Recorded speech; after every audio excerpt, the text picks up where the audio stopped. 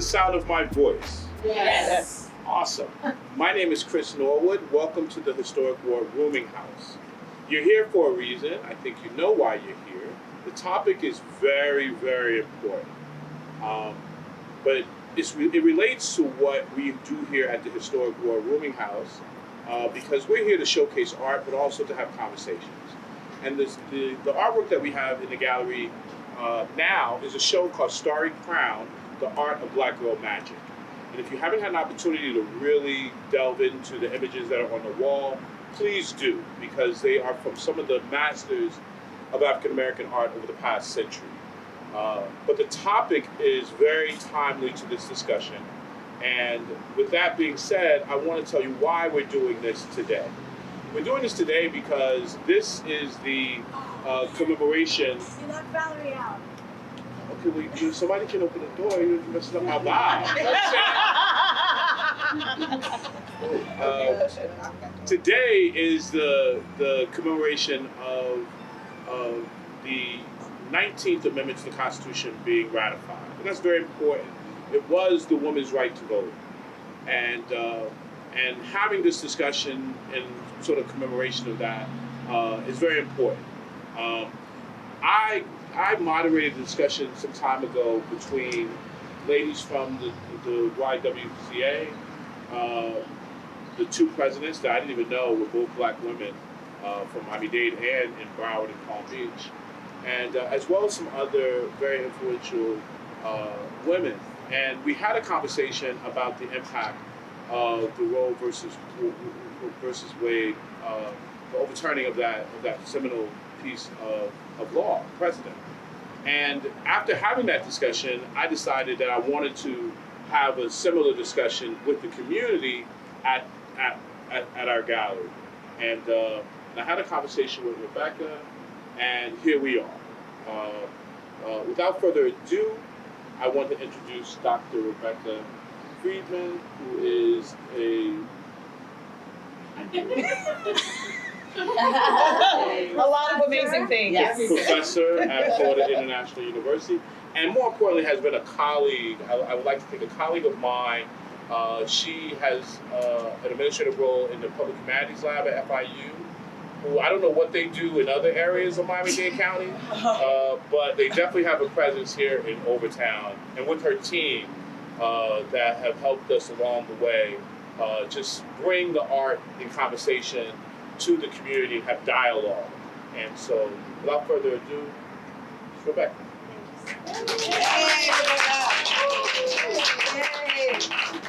Hi everyone, I'm Rebecca Friedman. As Chris said, I direct the Wolfsonian Public Humanities Lab at FIU. And welcome and thank you all for being here this evening for our panel entitled, I'm going to give it to you right, Power Struggle, Reproductive Justice for American Black Women, which, as Chris said, marks the ratification of the 19th Amendment, right? August 18th, 1920. So let me just say a couple of very brief remarks, and then I'm going to introduce this panel of freaking amazing women, okay? So first of all, what does it mean to have a panel on reproductive justice for Black women on the anniversary of women's suffrage in this country? Did the 19th Amendment bring vote to all women, right? To American Black women? No, of course not. No, the vote is not the vote is not the vote, right? And to that effect, here we are. Reproductive rights are not reproductive rights are not reproductive rights in this country. I mean, sure, in principle, women had the right to vote in 1920. But in reality, in fact, as we know, what the vote meant in the context of Jim Crow law in this country was that who you were and where you were mattered entirely as to whether or not you had access to the vote. So in the North and in the West, some Black women successfully cast ballots as early as 1920. It's like being at home, my dogs. And yet, officials in southern states confronted Black women, we know, with unevenness, with hostility, and with downright refusal, right? Which I think sounds familiar to some of us now. And that brings us to today, to this event. Reproductive justice is not reproductive justice, as I said, is not reproductive justice. So let's get started. And I want to thank Chris for hosting us this evening. Thank you, Chris. He's no longer here, but thank you for opening up your space to this conversation. I'm so grateful that you're all here with us today. So now I'm going to go ahead and introduce these beautiful women to you. We're going to start with Dr. Alexandra Cornelius, longtime colleague and friend. She's the director of the Center for Women and Gender Studies at FIU. She's also the co-principal investigator on the Black Mothers Care Plan, funded by the Children's Trust. The BMCP is an interdisciplinary community research partnership designed to address the Black maternal health disparities that exist. Dr. Cornelius is particularly committed to promoting interdisciplinary approaches to addressing health inequities as they affect women and gender-expensive persons. And she's been my friend for a very long time, and thank you for being here. I appreciate that. Next we have Melba Pearson, Esquire. I'm a total fangirl, as I keep telling you. Who's a civil rights and criminal law attorney who works in the Center for Administrative Justice at FIU. She serves as the center's policy director, overseeing technical assistance training and community engagement efforts. Her primary assignment is the MacArthur Foundation-funded Prosecutorial Performance Indicators Project, which aims to improve prosecutorial, I said that wrong, offices, efficiency, effectiveness, and fairness through research, technical assistance, and communication support. She told me to stop reading here, but I'm not gonna. I can't help it.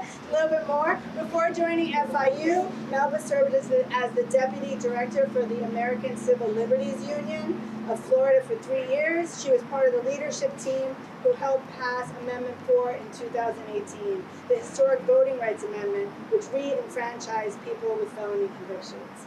Amazing. In Florida. Bravo, it's great. Additionally, she worked heavily on criminal justice reform legislation, policing, and expanding voting rights. And before joining the ACLU, Melba was an assistant state attorney in Miami-Dade County for 16 years. After prosecuting a variety of crimes, she was selected to join the Domestic Crimes Unit, focusing on serious domestic violence crimes, as well as homicides for close to 4 years. And on and on and on. And finally, plus, Mondays with Melba, which I try to listen to religiously. So if you do not, you should. Okay, thank you, Melba, for being here. I'm like Enrique sweating here. Okay, that's serious. All right, next we have Valencia Gunder, or most, as she says, recognize her as V. She's an enthusiast, self-motivated, and driven community leader who has been branded as the, quote, modern-day Fannie Lou Hamer. I love that. Miami native, Valencia is the founder, co-director of the Smile Trust, co-founder of the Black Collective, and national co-lead of the Black Hive at the Movement for Black Lives. Valencia assists many community-based organizations with a variety of strategies around Florida to ensure that the community feels the impact in a positive way. Though she is not an environmentalist, Valencia has led conversations around climate awareness in many communities on topics including sea level rise, emergency preparedness, and climate gentrification, food safety, and housing, and has spoken around the country on her work and assisted over 23,000 residents after Hurricane Irma. It goes on and on and on like that. So I'm going to say thank you for being here. She's an amazing person with so many accomplishments. She's been a faithful advocate fighting alongside the residents of her community to ensure they receive fair and just treatment. She believes that, quote, none of us are free until all of us are free. So that's where we're going to end it. We have Ms. Kadisha Phelps, Esquire, D. Phelps, Esquire, originally from Long Island, New York, and is currently a partner at the law firm Sweet Apple, Broker, and Vargas, where she practices business litigation with a focus on small businesses, real estate disputes, and litigation based on fraudulent investments made by former NFL players. That's shocking to me. She is also the former president of the Miami Women's Chamber of Commerce, the former president of Gwen S. Cherry Black Women's Lawyers Bar Association, a board member of the Foundation of New Education Initiative, the fundraising arm for Miami Public Schools, board member of PACE, Miami Center School for Girls, and she's volunteered on various state and local elections. Thank you. Thank you so much. It takes 2 hours to describe your room. And last but I don't know if I want her to read mine. Listen, I'm happy that I didn't have to do my own after this. All right, last but not least, we have Kerry-Ann Royes. I hope I'm pronouncing that right. Yes. Royes.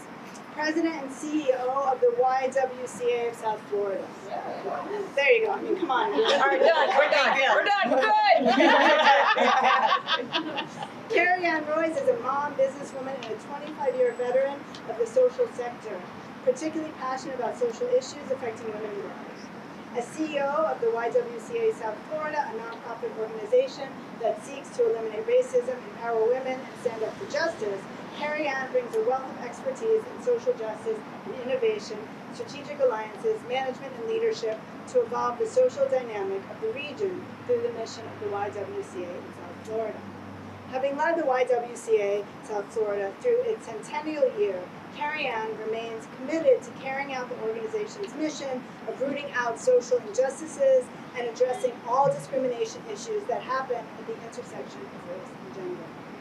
She's led the rebrand of YWCA to a regional presence, serving both Dade and Broward counties, the expansion of the board to include men for the first time in 100 years, and the successful mobilization of the largest community-wide movement called the Stand Against Racism Challenge in South Florida.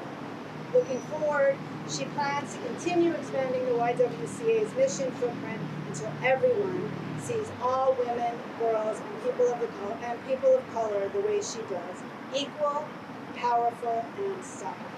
Boom. Cheers. Woo! The way it's going to go is like this. Alex is going to start us off with some words about the history, because she's a historian as well as many other things. So she's going to kind of bring us up to present day Wade, I think that's about right, overturning Hobbes. And then we're going to have a conversation among all of these amazing people led by Melba. Okay? Thank you. Cheers. Thank you. The floor is yours. So greetings, everyone. Thank you so much for coming. Thank you, Rebecca, for inviting me here. When she sent me an email asking me, if I'd be interested, I think you probably got whiplash.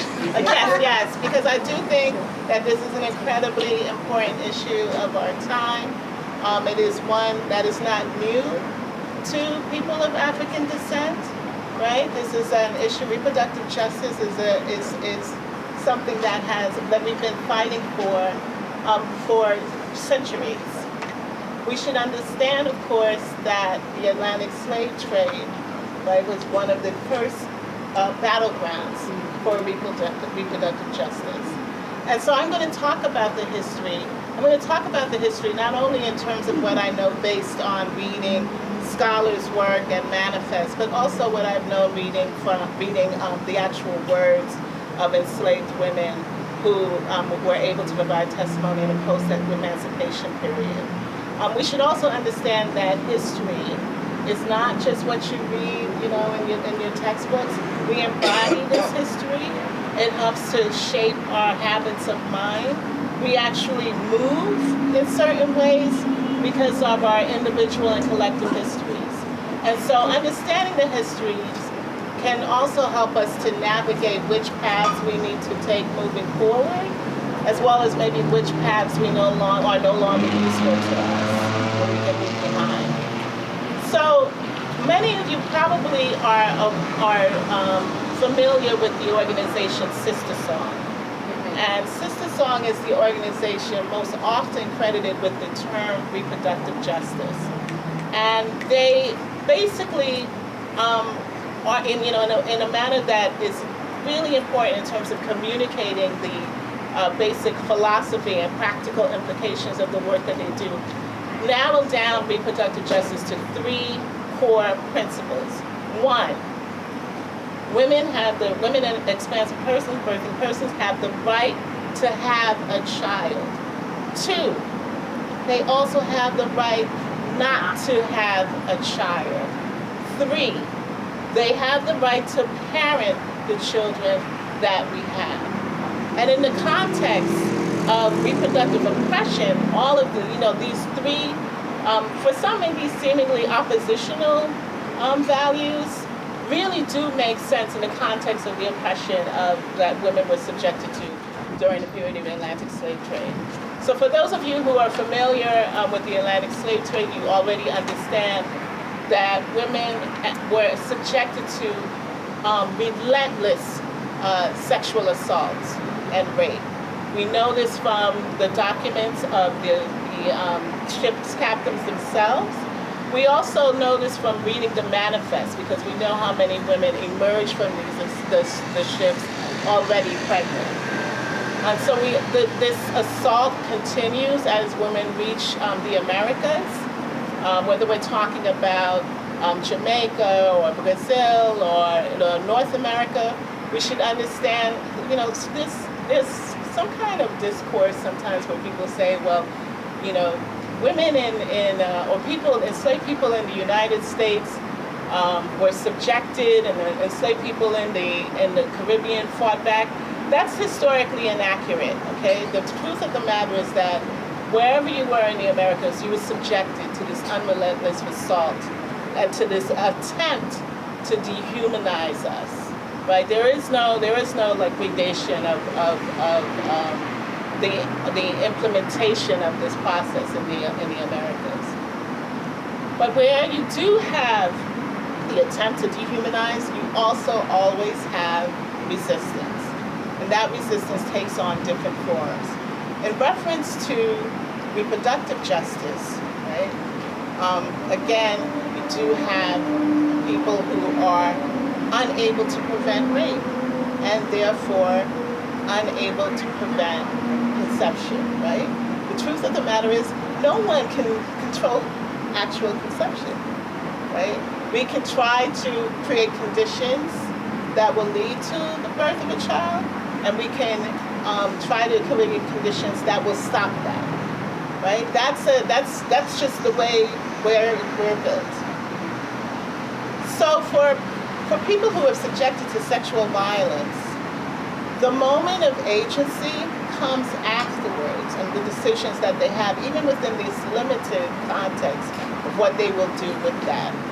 For many women, right, many of our ancestors, what they did was have children and love the children and own the children, right? But many of us are the descendants of children born out of sexual violence. It is what it is. They learn how to love those children, or sometimes they didn't. Sometimes they didn't have the opportunity, right? Because some of those children were sold away. Sometimes other women would take in those children, right? Sometimes the presence of those children complicated relationships they had with black enslaved men, right? Because the reality of the parentage would often be visible just by virtue of the complexion of the child. Right. And then you also have women who took herbs and medicines to prevent the pregnancy from taking root, right? So again, we have this very complicated history with trying to figure out how to proceed with the legacy of this violence. Either they stop it by having children and loving them, and proceeding that way, or they stop it by actually preventing the pregnancy from taking place.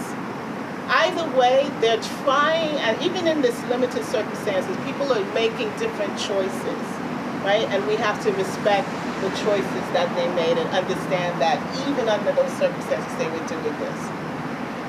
What we also don't talk about in terms of the reproductive justice and the early history are men's roles, right? What's happening with enslaved men and their roles in terms of reproductive, the trying to protect partners and daughters from sexual assault. We do know, again, from, for example, Freedmen's Bureau's documents that, particularly in the post-emancipation era, they are very much trying to create the situations where, thank you, they're trying to create situations where their wives and their daughters will be protected and will not be subjected to sexual assault. They're doing this by trying to, in the post-emancipation era, they take a stand and they don't want their wives and daughters, for example, working in the homes of former plantation owners. But in this space, in this time, there are no safe zones for formerly enslaved Black women. So whether you're working in someone's home or working in the fields or not working but simply taking a walk, again, the subjection to sexual assault was relentless and continues well into the 20th century. I'm bringing us into the 20th century because I want us to understand that what we think of as the civil rights movement, right? The civil rights movement is a civil rights movement. It is a fight for voting rights. It is a fight against segregation. It is a fight for equal economic opportunity, but it's also an anti-rape crusade. And Danielle McGuire is someone who, in her book, really demonstrates this by looking at people we know of as being core to the civil rights movement, like Rosa Parks. Rosa Parks, in our time, would be called an anti-rape activist. She would go to women who had been raped, take down their information, and actually help them sue the assailants, sometimes successfully. This is a really important part of the history that we don't talk about, but the historical record is clear. I don't know why we don't talk about it. I mean, I guess we can talk about that later. Yeah, exactly. But you know, and sometimes we say, well, they didn't want to talk about it at the time. But actually, if you look at the Black newspapers at the time, they are talking about it. It's in there. They're saying this person was raped by this police officer and got off free, or this person was raped. So the historical record is clear. But we should understand that part of the, when we look back at those folks and we say, gee, what motivated them to get out there and risk their lives? Part of it was because they were trying to stop this unbridled, the unbridled sexual assaults to which they were being subjected, often by police officers, but often by white men who basically felt entitled to Black women's bodies. So, moving way up now, I've been asked, Rebecca asked me to talk, and I'm going to be brief, about the impact of the Roe v. Wade decision, right? So, in terms of some of the activists involved in trying to protect. Some of the activists involved in trying to protect women's ability to secure an abortion have read the CDC reports and are making the argument that if Black women do not have the right to abortion or do not have access to abortion, that more Black women will in fact die. The reason why they're saying this is because their argument is that abortions are actually safer than childbirth. We know about the Black maternal health statistics right now, the extent to which Black women are more likely to experience complications or even to die as a result of a confluence of factors specific to bringing children into the world. So the argument is plausible. It's not an argument I'm entirely comfortable with, because I'm just really very cautious about making proclamations that more Black women are going to die. That's not language I use very lightly. I prefer to think instead about what we can do to kind of ameliorate that. But of course I'm not contesting the plausibility of the statement. But we do have data We do have information about what happens with women who are denied access to abortion, because even though this has become a national concern very quickly, there were states that were already had been involved in restricting rights. And so we know, for example, from Diana Green Foster's The Turnaway Study, which included information derived from 1,000 women from clinics in 21 states who were denied abortion. She follows them for 7 years to find out what happened to these women who were denied abortions. And just quickly, what she found includes the fact that women who were turned away and went on to give birth experienced an increase in household poverty lasting at least 4 years relative to those who received an abortion. So we know for a fact that women who are denied an abortion are more likely to experience poverty. And in today's context, I mean, people are already struggling. There's a serious housing crisis that's not getting enough attention right now. The cost of living has gone up exorbitantly. So added to this, the idea of having a child that is not planned for, that is not,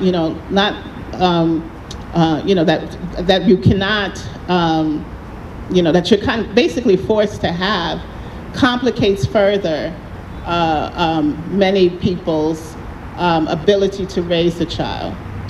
Also, it was found in the study that even years after an abortion denial, women were more likely not to have enough money to cover basic living expenses like food, housing, and transportation.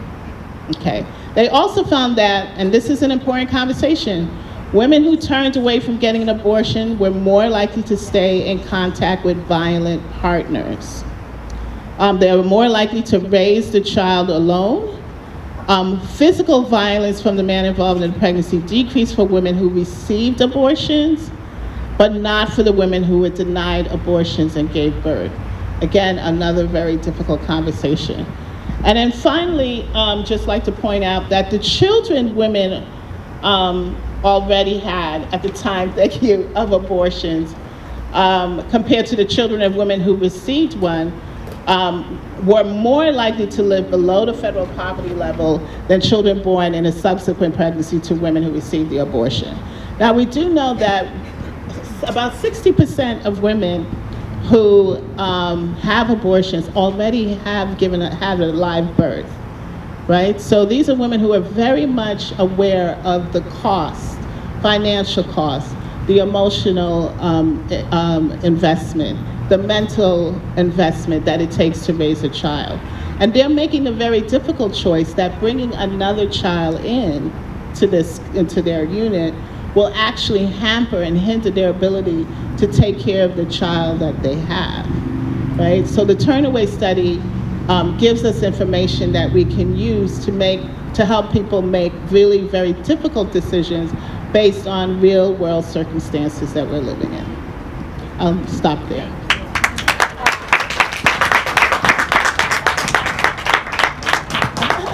Thank you so much, Alex. That was a tremendous amount of information and really important information. I gave you not an easy task and you did it, so thank you so much. Now we look to Melba to figure it all out.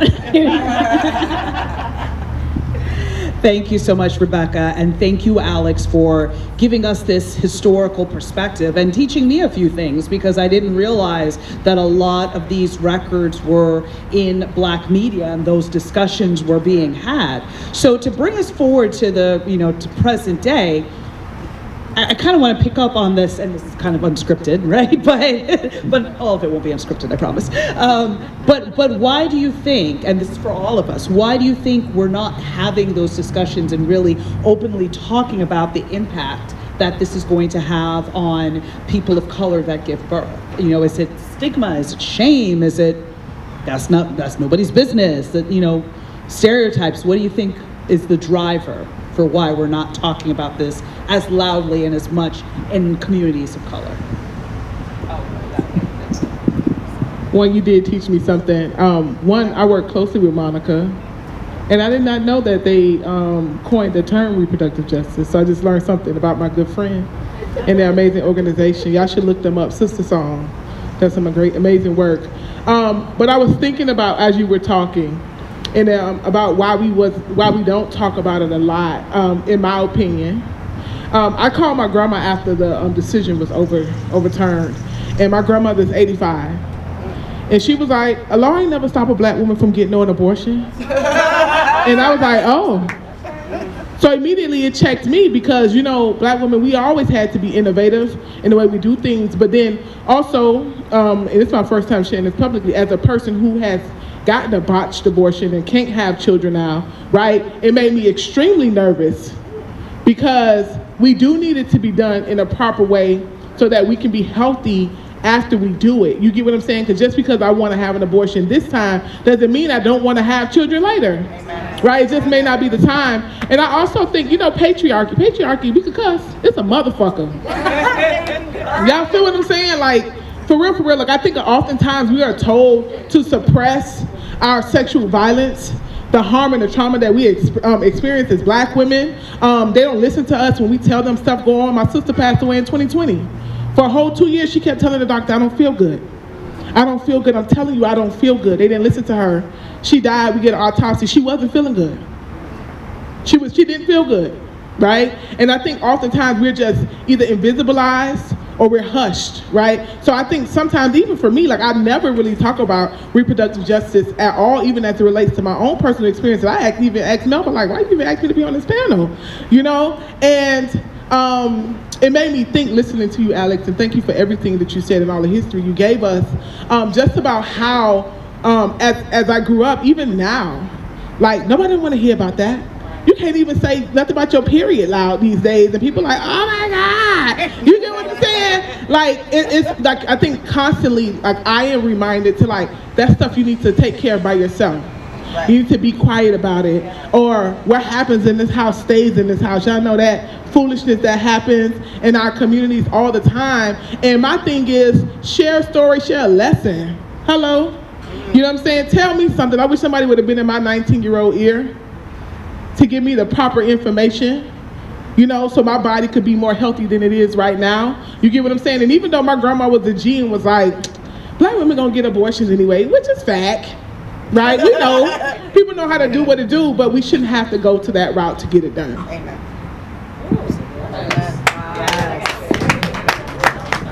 God, so many levels to that. Love it. If I were to just zoom out on the experiences I've had even in the last few weeks around since this decision was made and overturned. Last week, I had someone say they weren't going to work for the YWCA because of our strong stand on abortion. In email. "Love you, mean it, bye-bye." And I was like, "Okay, yep, thank you, have a great day, we'll see you soon." And I think it is such a deeply divisive issue that people take so incredibly personally, that it is murder, it is, I just took my child to college and I'm having breakfast literally across from Planned Parenthood and watching the picketers standing there just looking at the door like this, waiting for those people to come to work to scream at them. And they 24/7 stake out Planned Parenthood. Big sign right over the building, like Jesus looking down at the building. It is so divisive, and I've never seen, we talked through the gender issues and racial justice issues, and I've seen people take different sides. I have never seen any divisive issue as much as this, because people think it's at the core of salvation, at the core of humanity and their salvation.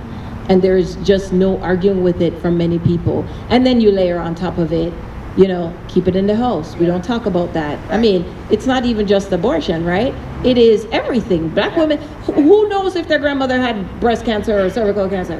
We don't talk about that stuff until somebody has it, and then you're like, wait, grandma had that? Shut up. We don't speak about these things because we've always been take care of it and grind. Put it behind you, move on, you have stuff to take care of. Take care of it and grind.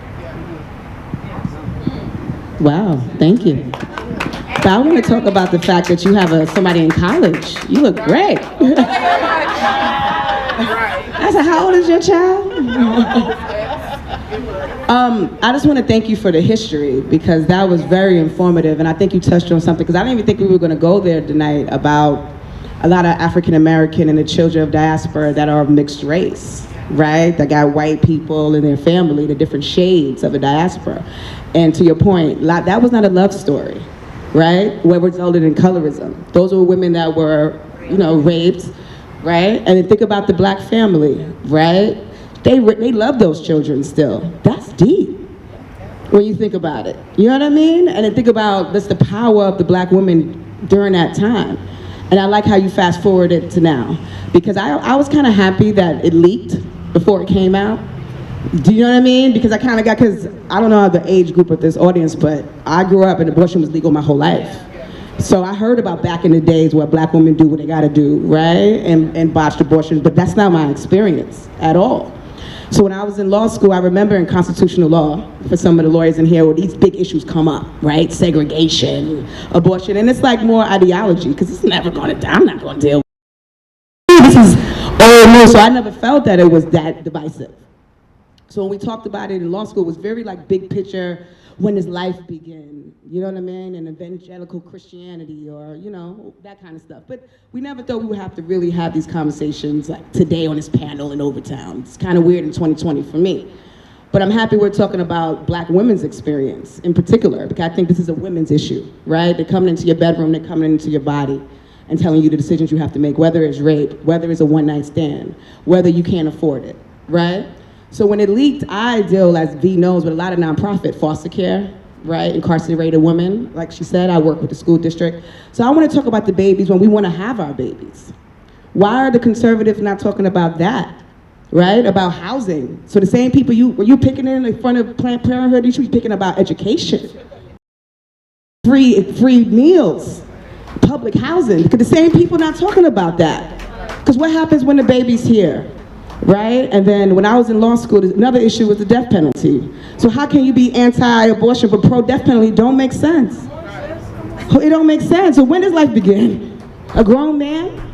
You know what I mean? Versus a woman making a decision about her womb is deep. But even still, we raise our children. Even when we don't have it, we raise our children. Right? So my demographic is we're not really talking about abortion because we keep it inside. We talking about baby daddies. Right? We talking about how we gonna feed our kids. Right, that's what black women talking about, right? Because we want to have our baby. Like you said, we always love our children, even when we can't, but I'm happy we were given a decision, right? Because most of our grandmothers and great-grandmothers were home takers, right? Homemakers, work for the white man, right? You go back a little bit, that's what they did after they were slaves, to be a child of the diaspora. But all of us here had different opportunities, right? So when you got raped or molested by your uncle, which we didn't talk about, right?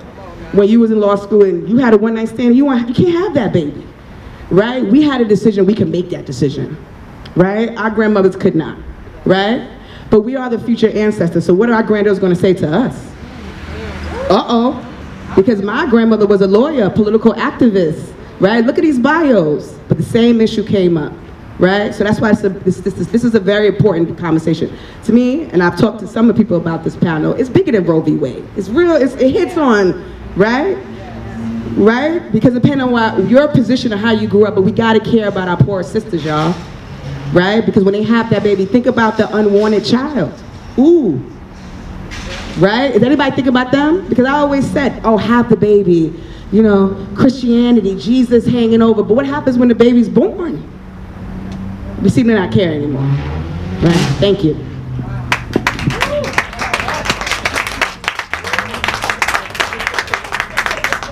So that's all super deep, and I think that transitions perfectly. No, it's all good. All of this is super deep, and it transitions perfectly into the next question, which is about the legacy piece, right? You have a child that's in college. You're an amazing auntie, right? I just be stalking the pictures on Instagram. I'm just going to be real about it. But how are we going to talk to the next generation about this? How are we going to talk to the teens and tweens about consent and about their body and about this whole process, especially knowing that this week, a court in Florida deemed a 15-year-old girl to be not mature enough to make the decision to have an abortion, because back in, what are we in, 2022? So I think this was legislative session either 2020 or 2021, they passed a bill around parental consent in order to get an abortion. So if you're under, the age of majority, you need to go to the court to ask for permission for an abortion if you can't ask your parents. And one of the things is, I was at the ACLU of Florida at the time, activists kept saying, we were like, listen, not everybody has that Norman Rockwell household. You come home, leave it to Beaver. You come home and you're like, Mommy, Daddy, I've got a problem, right? No, that is not the reality for many families in this country. So now you have this 15-year-old girl who went to the court. She had a guardian ad litem that was appointed to represent her interests in court. She had a social worker with her. She said, listen, baby daddy ain't interested. I don't have a job. I'm barely in school. I don't talk to my parents. Can I please have an abortion? And the court listed, she had, was able to ask for all these things, but yet she inexplicably did not ask for legal counsel, which would have been free. Wow. Okay, but what does that have to do with anything? She's still in front of you presenting the factors as to why she cannot have this baby, as to why she can make this decision and why this decision is in her best interest. The court said to her, well, guess what, boo-boo? We don't think you're mature enough to make this decision. But you go ahead and have that baby. Go ahead and raise that child that you have no roof over your head, no ability to be able to feed the child or yourself. So in this context, how do we discuss this with the next generation?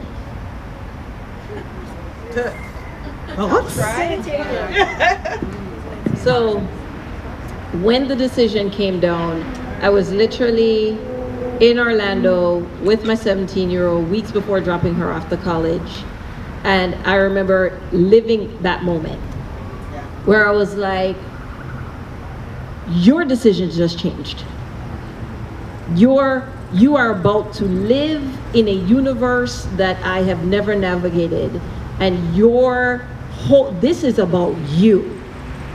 And she was kind of like, what? And I'm like, yeah, we have to have a talk right now, because the way you now have to navigate your life, your choices. And I actually said to her, here's the sad part. You're not gonna have to suffer, because you're of means. Right. So the truth is, yes, even though it does affect you, you have means. So you're not poor. You're not without choice. The problem is there is a whole slew of kids and women and other people who are like you, young people who are not of means. You will be fine. There are a whole ton of kids who will not be fine. And I now have to learn a new language in how to grow my son, because remember, we now have to be incredibly deliberate, and we've spoken about sex education and blah, blah, blah, and educating your kids and all this stuff, and I know, because I have a 13-year-old and a 17-year-old, and I'm like, I haven't really talked about some of that stuff. And I should. But by the time you have to start talking to them about their body, their rights, prevention, protection, in age-appropriate ways from 0 to, by the time they're 10 and 11, there should be no surprises. By the time they're 10 and 11, there should be no surprises.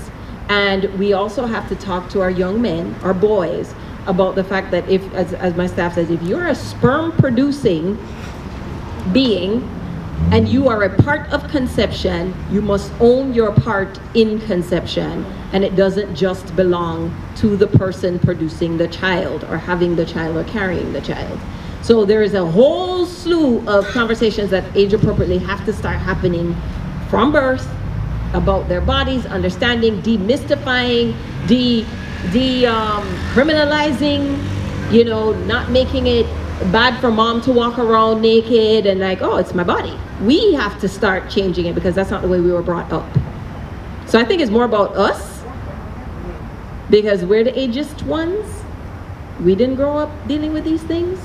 Than it is about them because they're ready. They'll accept. They're ready to hear what we have to offer, what we have to be delivering.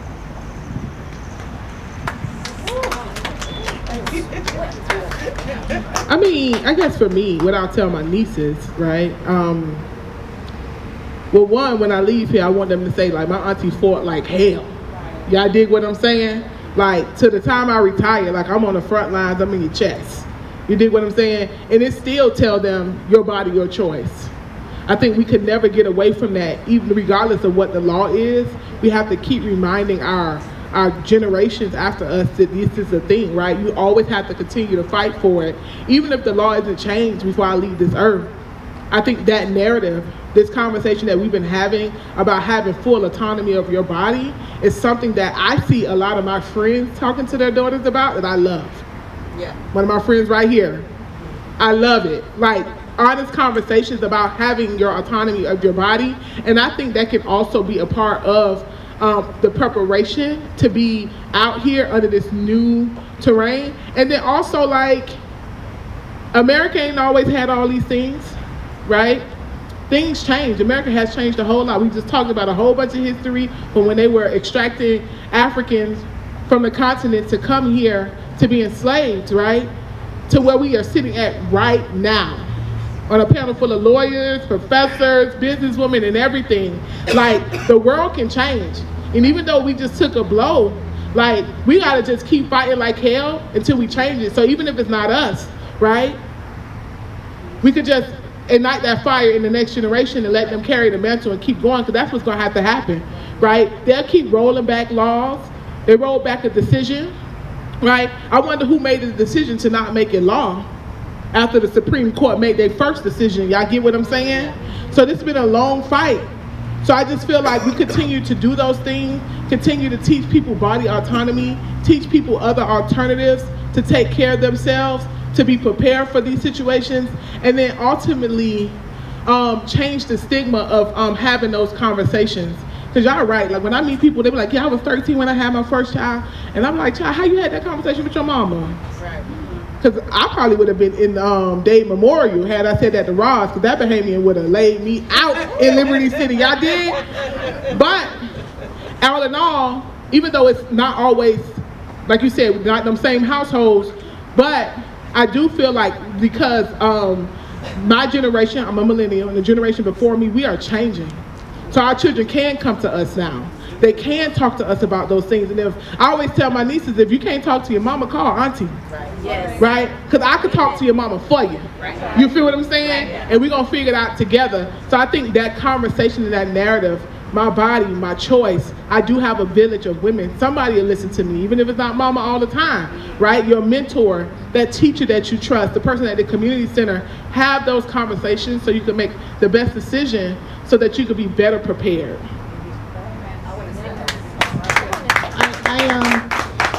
I agree, like bodily autonomy is really important. I agree also. I think that in many ways the younger generation are actually way ahead of where we were in terms of body positivity, body autonomy, their understanding of their sexuality. I don't think they have shame, this kind of shame about sexual yearnings and activity that we have to wrestle with. And I think all of that is a good thing. I think also, as you said, making sure that your child can speak to you, but also that there are others in your network, whether it's aunts or uncles, that they can come to is really very important. I think in terms of our role, because the reality is that teenage pregnancy has actually gone down, right? So they've been doing what they were supposed to do. What we need to do is make sure that they still have access to birth control, right? We need to vote accordingly. We need to make sure that they still have access to good health care, to sex education. We now know that those things work because the rate of unwanted pregnancies among the teenage women and expansive persons has gone down. Where it hasn't gone down is among 20 and 30-year-olds, right? So, vote accordingly. Look up look up people's positions and vote accordingly. Because if you don't vote, if this isn't an important issue for you, you're actually limiting and circumscribing the world in which our children can make the decisions they need to make.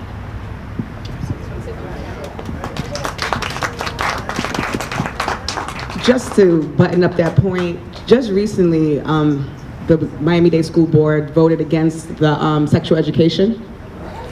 And I don't think, right. So I think it's really important. I think, like to your point, the America we may have grown up in like the late 70s, 80s, and 90s is not the same America, right? Like it's just not the same America. So these conversations you need to have within your house and take on that niece, that community, and have these conversations with her. Because I will say, I think the generation is way more advanced than we are. I talk about their emotion, menstrual cycles, sexuality. I think it's a beautiful thing. And I think we have to give props to our generation for allowing that safe space, right? That we experienced in the 70s, 80s, and 90s and changing that. Because I saw that during the pandemic and Black Lives Matter, those were kids that grew up in Obama America, right? That grew up never thinking about abortions and, and then it's changed, right? So we have a responsibility for our demographic. I think when you say, how do we move forward, we gotta create a safe space and open conversations, which we didn't have before. Awesome, absolutely. So pivoting to another part of the discussion, we're going to come all the way back to race, right? Because it's about, Black women and people of color that give birth and, what's the way forward. So the Pew Research Institute did a study around abortion and looking at the demographics. And the numbers, show that about 38% of the people that have abortions in America are Black, non-Hispanic persons that can give birth. That 33% of those who get abortions in America are white people that give birth. And then it breaks down like 21% Hispanic, and then, other races, et cetera, et cetera. Now, we have seen sort of a racial bend when it comes to discussions around abortions, right? So I know that in the leaked opinion, I don't know if it made it to the final, I believe it did, was it Justice Alito that wrote that basically Black women are, more Black babies are going to be saved by getting rid of abortion because only Black people basically abort their babies, kind of going down that argument. Others talk about it that this is a white women's issue because of replacement theory and all of that. So what is the danger in starting to talk about this from a racial perspective? Or is there a danger? Put that out there.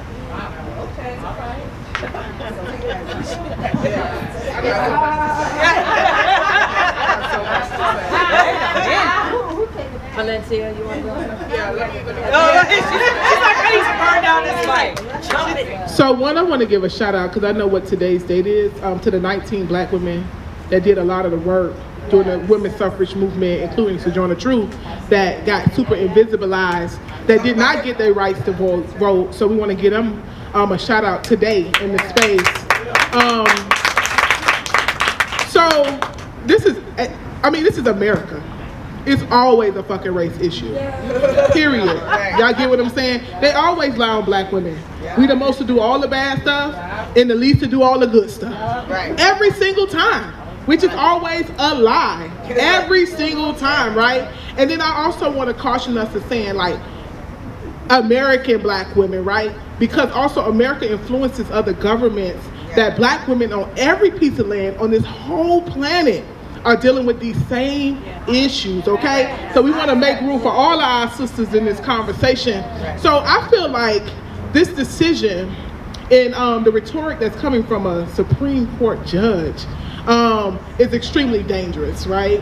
One, we already deal with this thing because, I'ma just say it, brothers, Black men are men first, and Black women are Black first. Ooh. Say it again.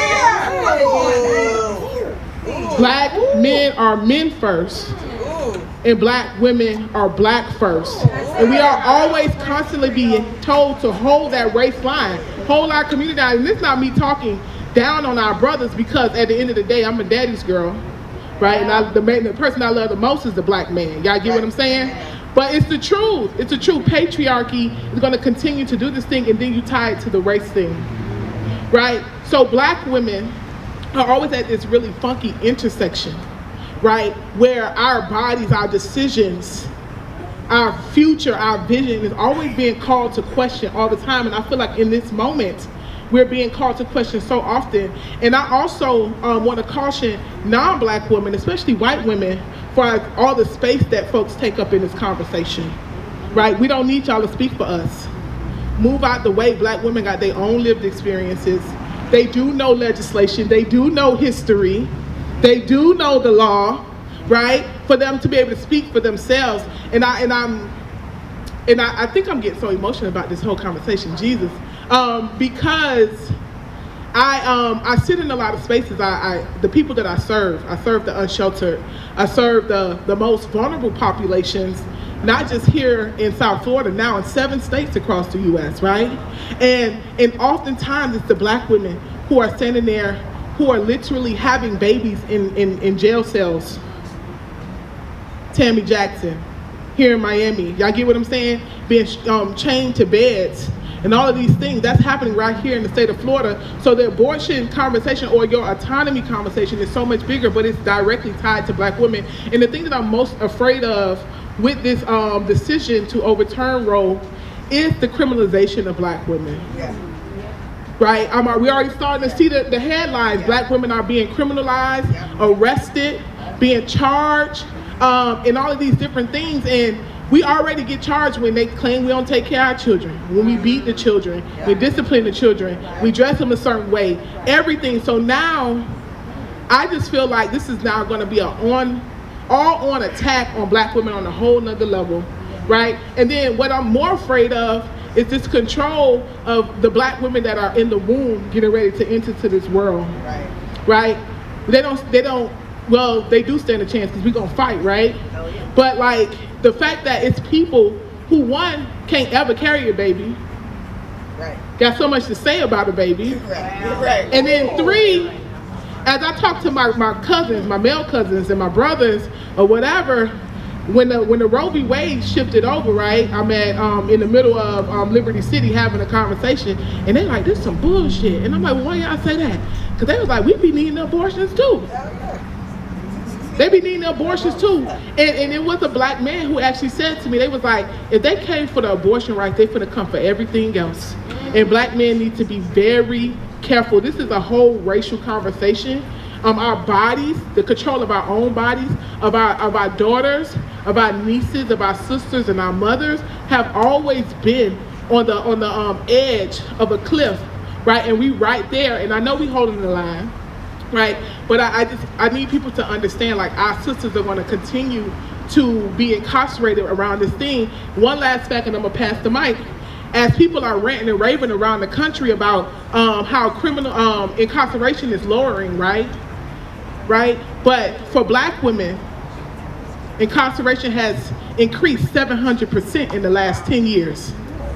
700%. Black women are being incarcerated at a higher number now, more than even black men. Wow. Right? And then now we have this. Right. Yeah, no, that's a drop mic, dude, right there. There's a couple of drop mics, but that was a drop mic. Yeah, skip that. Yeah.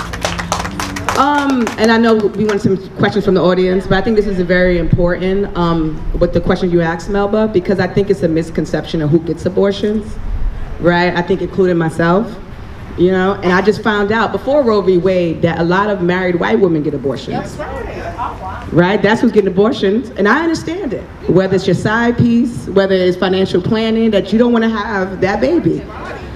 Norwood, Roddy's at the door. Sorry. So I didn't know that until about a couple of years ago, which was shocking to me with my own implicit bias and stereotypes, that I didn't know suburbia America and the supposedly elite and mothers are making financial decisions not to do it. But I don't think the media, that's not the face of an abortion to me. right? Is the white woman with 2 or 3 kids that don't really want the fourth one for, and so let's really change the dialogue there, right? Because then why is abortion really, illegal? That's a whole nother conversation, okay? But I think what we gotta do, to your point, is that you said, and I never heard it that way, V, that, because I've been asked by white and Jewish mentors, and I made it clear that I'm black before I'm a woman, period. Okay, because you see a black woman before you see a woman. That's just the way America's set up, right? And I think what we learned, because when it was the Trump versus Hillary, I knew that was a big deal because of the Supreme Court openings that was coming up. And I know that as a legal, maybe the common community didn't understand the importance of this Trump v. Hillary. And we saw what happened from there. It was the Supreme Court appointments. But more than 50% of white women voted for Trump, right? So when you have these rallies all around the country, let's this short attention span America has, right? White women have a lot to do with the overturning of Roe v. Wade, and that's a fact, y'all. Okay, that's putting Trump in power, who disrespected you, your concerns, your needs, because you voted white before you voted as a woman. That's a fact. And I'm not trying to be, that's just what happened here. So when these rallies happen, I see so many black women so energized about it, it's a woman's issue. But is it really, really our issue? Or should they be having a look in the mirror as to how we got here? Because that was the Supreme Court, baby, right? And it's a president. So do you think if Hillary Clinton with her emails would have been president, would we even be in Overtown right now talking about it? Probably not. Your kind, white woman. You know what I mean? That could have been a movement, because we was on the movement for Obama. I felt like I stepped back for Hillary because that was their movement, but it wasn't. Trump was their movement. And now how do you explain that, the suffrage movements, to your granddaughters? I don't know how to, because I know how we voted. We voted for Hillary. I think it's like what was it, Norwood? Like 99.7%. Okay, so when you talk about implicit bias in this discussion, let's really have the conversation, FIU and Hampton Art Lovers, because it gets deep. Thank you. I think too, also it's important to understand again that we do have knowledge, that people of African descent are, in many ways experts on child rearing, both white children as well as our own children. And because of that experience and that knowledge is respected. One of the reasons why Sister Song and the idea of reproductive justice emerged as such a powerful frame through which people are now understanding this movement is because it resonates with people outside of the particular Black diasporic experience, right? Because the questions are really, they break it down. It's about your freedom. It's about your body. So that people are beginning to understand that in the very same way that you should be able to decide when and where and under what circumstances someone can enter your body. It's the same way that you ultimately should be able to decide when and where and under what circumstances you allow a body to grow within you. I think we need to think about other ways in which to take our knowledge and reframe discussions. I think part of the reason why maybe our elders, until, I had the same experience with my mother. I had a similar conversation. She's a ride or die Catholic, but also pro-choice, right? And that's not inconsistent for her. Mm-hmm. But I think it's also true that many women, not only women of the African diaspora, don't think of abortion in the same way. So what some people will call, even the scientific community, right? When some states will say that a woman is pregnant as of the day will start counting as of the day of the last period, right? Whereas some people try to identify the moment of conception. For, I think, many women, you're not pregnant during the early stage, you're late. That's a different mindset. Right. Your period's late. Right. You might take a tea to do something, and then your period comes. But you don't think of it as an abortion, right? And that may be part of the reason why we don't talk about it the same way, because we really don't see it or experience it the same way, right? We're living life, dealing with circumstances, taking herbal knowledge or doing whatever and trying to deal with circumstances as they come. But that's a part of the reframing of this issue that I think might be, important to do as well.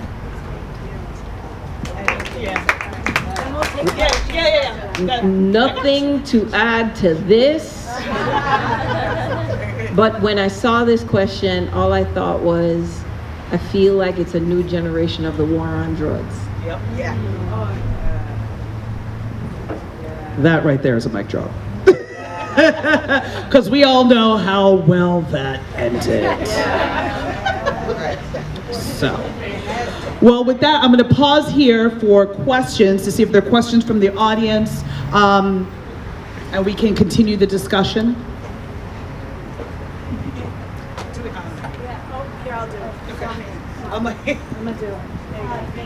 Say who you are. Yes, thank you. My name is Malaika, and I just want to say thank you for this, and thank you for opening the doors for this discussion.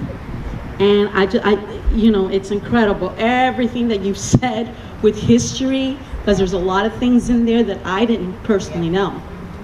And you may look at me and you may be saying, wow, she's white. No, I'm a Moor, because I'm Caribbean. I'm Cuban, and my mother was a Moor. So I have black in me, okay? And now, there is something about history that Africans were the ones who traded with the white folks, okay, with the Europeans, and they're the ones who traded for gunpowder. Like, the Europeans didn't come to Africa and just said, hey, here I am, and I want that village, and I want the women and the men and the children of that village, because I'm gonna take them to Europe. That's not the way it went. The Africans, our own people, they took the history. This is the history that we see. They traded, because there was a trade, and they traded, and that's what happened. Your own people, our own people, did what they did. Okay, sending slaves over to Europe, and then of course the Africans enslaved white women and mixed with them. Nobody really wants to talk about that. Just let me say this, okay, please. Let me tell you something. I'm a woman who was raped.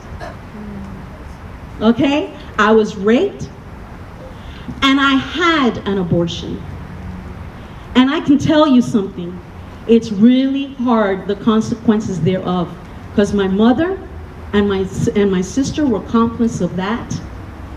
And I was able, and the moment that I had that abortion, with all the pain that I went through, I was able to forgive my mother and my sister, but I wasn't able to forgive myself. And the reason why I wasn't able to forgive myself is because there is spirituality. We're talking about things that are physical. When I see the Kemetic that's the womb. And I'm a Israelite. I don't talk about Jesus. I talk about the Hebrew Yeshua HaMashiach. And this is very spiritual. I want to find out, there's so many historical churches here in Overtown. Where are the pastors? Are they here? I don't see them here. What role have they taken to tell the black woman? And forget about the other races, okay? Because we're here, black women, right? Where are they? Have they educated the black woman? Have they educated the black man? Because the man, according to the scriptures, is the head of the home. But then there is Proverbs 31, which is the woman who also has a right to have business, okay? But did we ever talk about the babies in our womb? We talk about us. We have the right. We are the ones who have our bodies. Yes, we have the right. We have a choice in everything that we do and a decision that everything that we do. But guess what? What about the baby that's in there? It's a voiceless child. It's a voiceless human being. Okay? And I just thank you.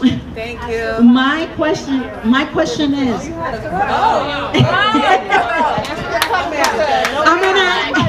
Listen, I'm an activist. I'm an activist. I had a movement called Save It. It never went anywhere because I was against the globalists, and a lot of people are for the globalists. They're sold out, okay? My question is, what about the spiritual part? Where is the spiritual content of all this?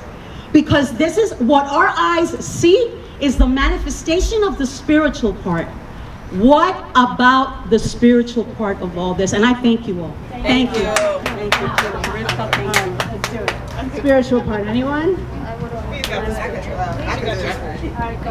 So, you know, about the part about autonomy, right, also means that people have different spiritual practices, right?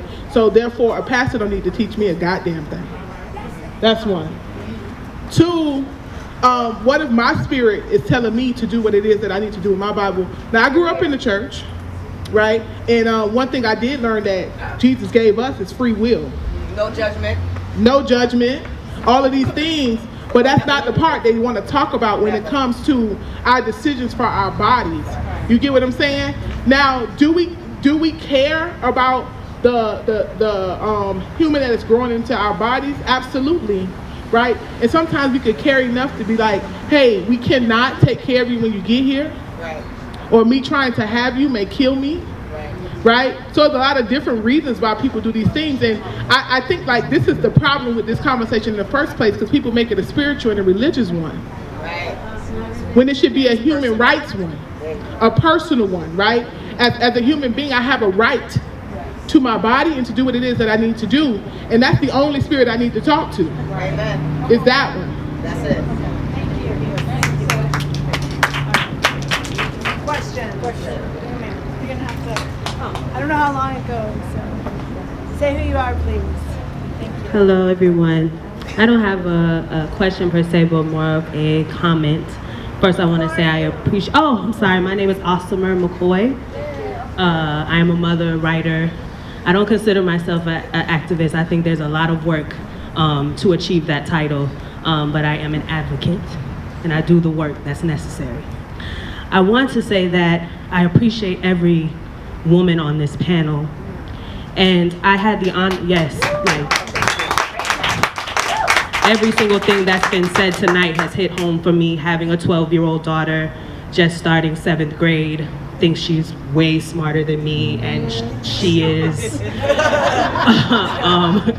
She is, but also having a 12-year-old daughter who was molested at a very young age, sexually assaulted, and having to, way before I wanted to, as you were talking about your babies, talk to her about sex and her body. I've been talking to my child about having autonomy over her life since she was 6.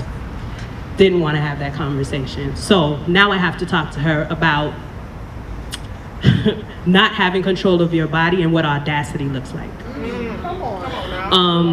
I had the honor of meeting Ruby Duncan. I don't know if any of you know who that is, but she is a woman who spearheaded the welfare movement in Las Vegas. And she did it because they were trying to paint the face of the welfare queen of black women in mink coats driving Lincolns around Las Vegas, right? When these women didn't have a pot to piss in or a window to throw it out of. And Ruby Duncan took her babies, all of her babies, and her community's babies, and sat in Caesar's palace and told them, order whatever you want off the menu, lobster, steak, shrimp. Some of these babies ain't never even seen steak and shrimp. And when they asked her, who's gonna pay the bill, she said, y'all gonna pay it. And everybody walked out. That's audacity. They can't stand us because black women are so audacious. We, honest to God, come with it every single time they try to break us, drown us, kill us, strangle us at the hands of sometimes of our own spouses, at the hands of our own families and communities. We have audacity, and the audacity is all of y'all sitting here today. And so I just want to say that we also have to bring back aggressive audacity, just like sitting in Caesar's palace. Now that we have black women who are doctors, now that we have black women who are lawyers, now that we have black women who got money, you understand? Money. Y'all seen Instagram? Off selling leggings and makeup. You understand me? Money, money. We have millionaire women. There is no reason why if our babies need us in the time of need, we can't handle it. Come on now. I hope y'all hear what I'm saying. Because that's the way it was done in the Black Panther movement. That's the way it was done with Ruby Duncan, and that's the way we have done it for years. So thank you for being audacious. Thank you.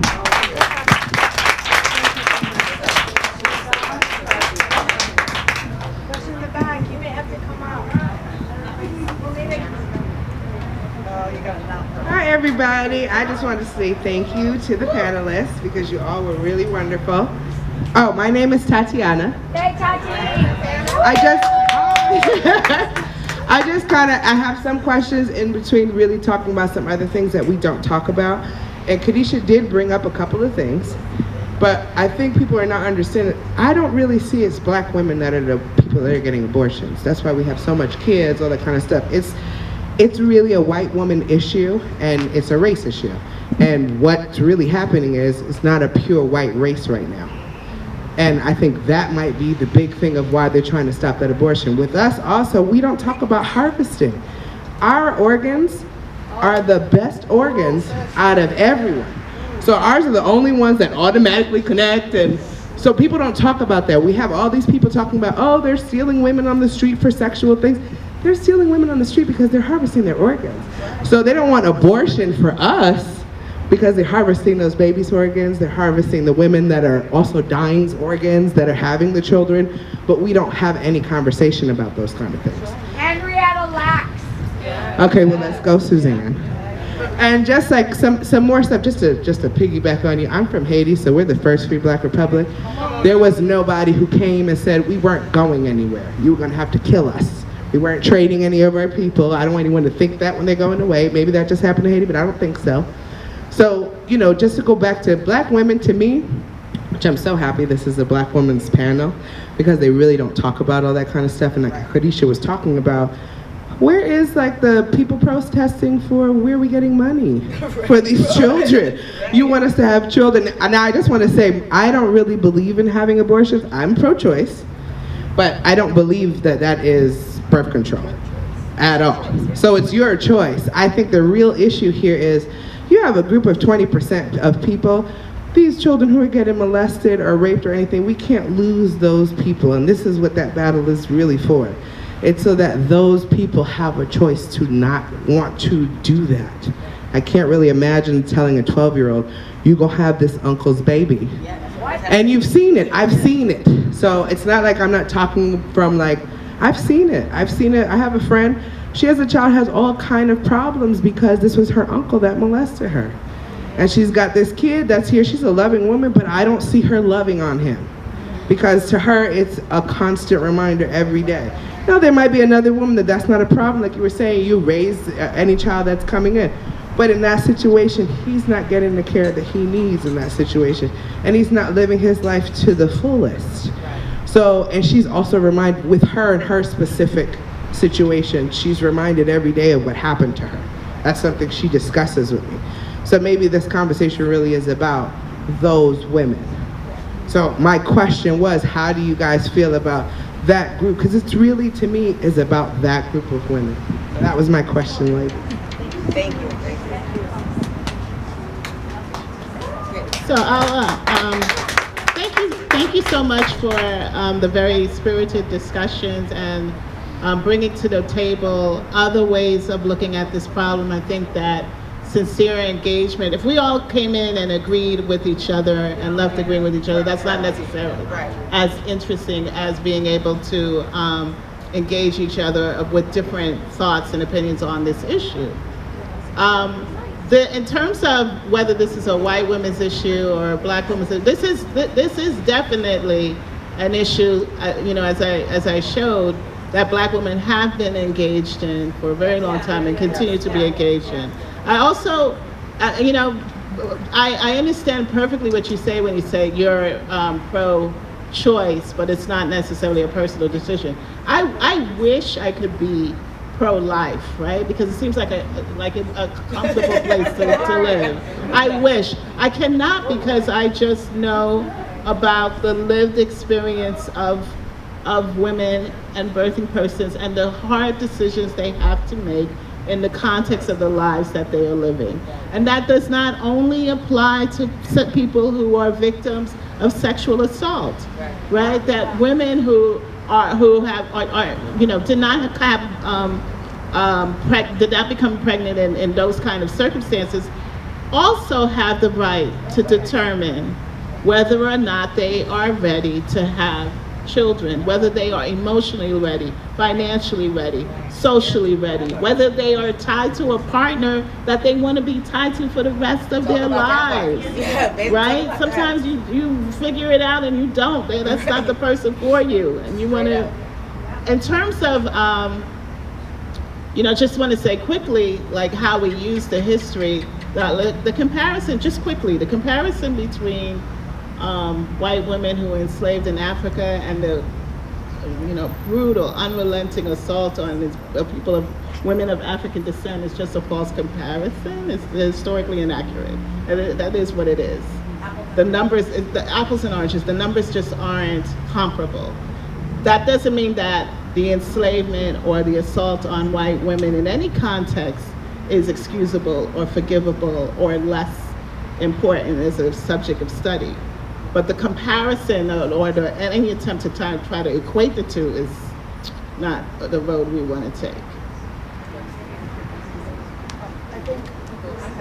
I think, yeah, unfortunately, I think we're a bit over time, just a bit. And I know folks are a little warm and there's some beverages on offer. So at this point, I'm going to, first of all, thank the amazing panelists. I'm just thrilled to be amongst all of you and learn from you and be in community with you, so thank you. And thanks to all of you for coming and being part of this discussion, sharing your time, sharing your thoughts, and sharing your treasures with us. So thank you. And of course, Rebecca. Thank you, Rebecca. I'm gonna let Chris have the last word.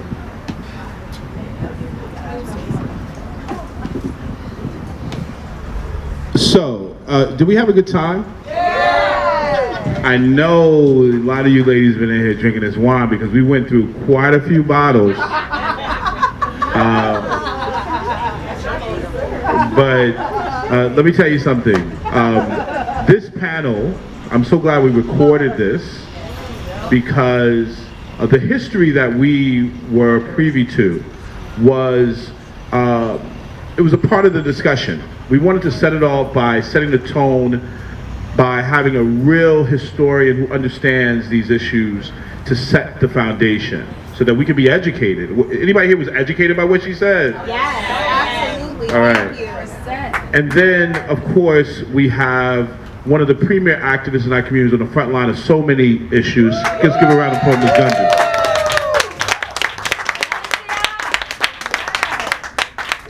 Melba has been a force in our community, not only as a former prosecutor, but as an activist, as someone who has raised the shield of protecting Black lives as well. Thank you so very much, and still does. She's still in the system working for the government. She got a good government job at FIU. It was a Caribbean thing, man. Good government job, good government. And I met this young lady, as I mentioned before, I was moderating a discussion very soon after the Roe versus Wade, and I was just shocked. I think of myself as someone who knows a lot of people, and I didn't know that two things. I did not know, how many people here knew that the YWCA had an official position of being pro-choice for 50 years? For 100 years. Well, you work for Planned Parenthood, so you know what I'm saying, that don't count. You used to be serving the board. I know. So this was, I learned that through this process. Let's give a round of applause. YWCA, I mean, I gotta learn more about these women. I know you did the anti-racism piece, which I always loved for young people and the curriculum that you developed. I did not know this. And then of course we have the ever vigilant Kadisha Phelps. You know what I mean? Longtime Gwen Cherry board member, former chair of the Miami-Dade Women's Chamber of Commerce. You know what I mean? Behind the scenes doing a lot of great things, and my friend. And then of course, we have Rebecca, and the house that you are in is the Historic War Rooming House. Let's give it up to the Historic War Rooming House. So, we have a little bit of more wine. I'll turn on a little bit of music. And thank you very much. Enjoy the place. Please take a look at the art inside. Thank you very much.